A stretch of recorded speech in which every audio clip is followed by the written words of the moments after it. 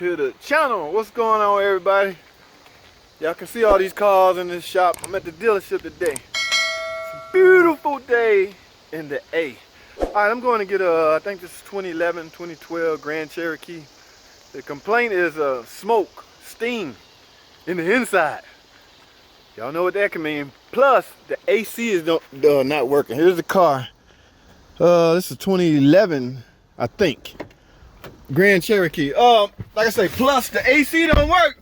So y'all know what that mean, or y'all know what that could mean. Hey man, I don't want to speculate. Let me start. Okay.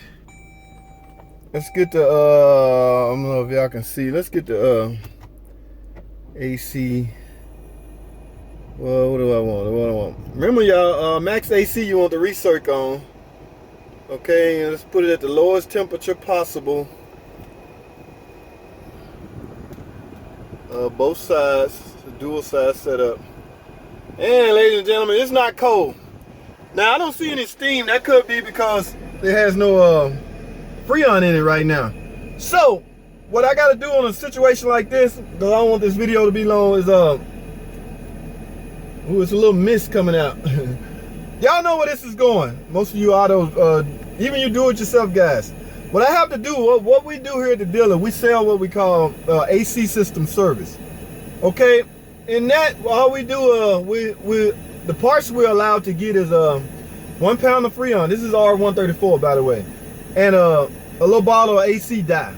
So the thinking is to install. Man, it's not cold at all.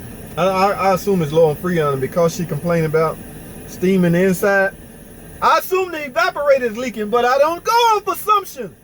I want to make sure, so I'm gonna sell an AC system service, install 1 pound of Freon, because that's all I can get, and the AC dye. The dye is to help with visual inspection, help you find a leak. Now normally, like if it's a small leak, we'll do an AC system service and give it back to the customer, let them drive it until the Freon come back out. Depends on how big the leak is, and depending on how quickly you can see the leak. Okay, this is not good. It's hot, basically. So that's what I'm gonna do. Because the complaint is steam in the inside, you know, the only AC component inside of the compartment is the evaporator coil. It's housed inside the dash on just about every car, not just Chryslers or Jeep. The AC evaporator coil is housed inside the dash, most of the time near the glove box.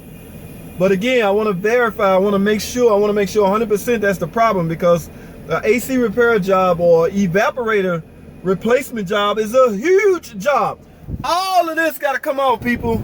Everything got to come up, all of this, most of this, because the evaporator coil is housed under there.